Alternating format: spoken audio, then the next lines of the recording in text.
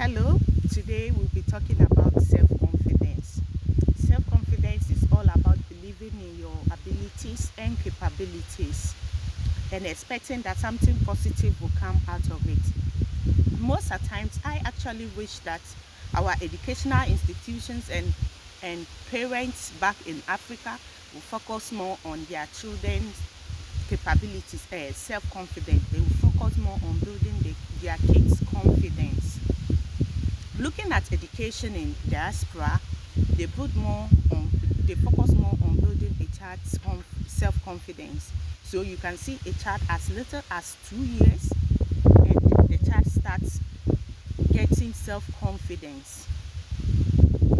Yes, this is very important. Why is self-confidence important?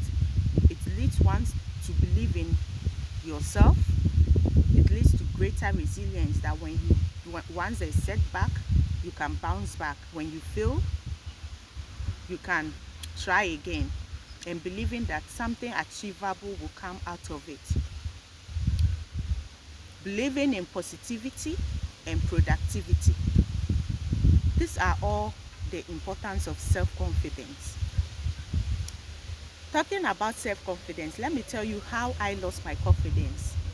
Growing up, I attended my basic school in the village, and all my classmates knew me to be very vibrant, intelligent, interactive, and competitive student. But when I got admission into secondary school, I lost my self-confidence. Why did I lose my confidence? Through my admission.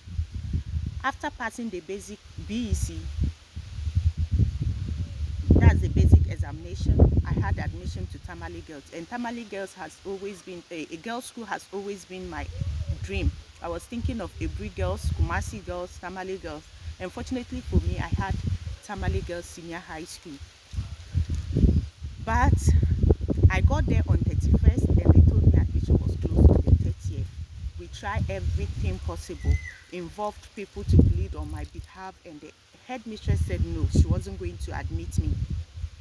What even killed my spirit was my sister using the same name I used, Nabin, and she used Nabin.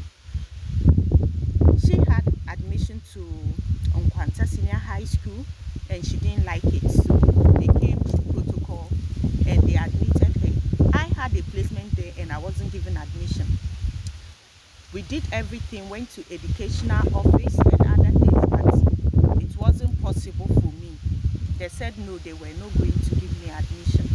To cut a long story short, I finally got the admission, and I was warned to not involve myself in things that will make me get issues in the school. It can lead to my dismissal. So I started withdrawing myself from a lot of things.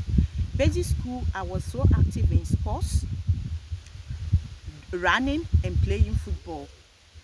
I was so active in these things, but I lost my confidence that I withdrew myself from all those things when I got to secondary school. And I stopped participating in class. When questions were asked, even if I know the question, I would rather tell a colleague than saying it myself. Why? Because I didn't want to offend, and I totally lost confidence in myself.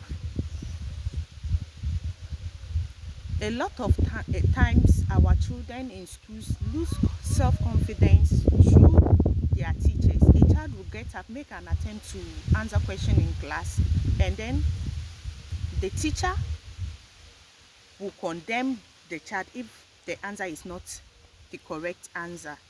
So all these things cultivate that kind of uh, losing self-confidence. It cultivates that kind of losing self-confidence. So I think parents should pay attention more on their children, and then educational institutions too should also focus more on building a child's confidence. It took me a long time. Even at the university, a lot of my friends, those who knew me from the university, knew I'm the quiet type because I don't interact in class. I don't participate in anything, but I will write my exams, and most of the times they will be surprised that I've been able to pass. This girl, she doesn't talk in class, but she passed her exams, and that kind of thing, you know. And all was because I lost confidence in myself. So to the extent that I couldn't interact actively in class. So parents should pay attention to their kids, and educational institutions should focus more on building a child's confidence. Thank you for watching me. My name is Rita Nabin.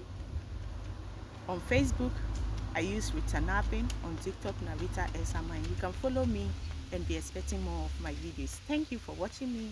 Bye bye.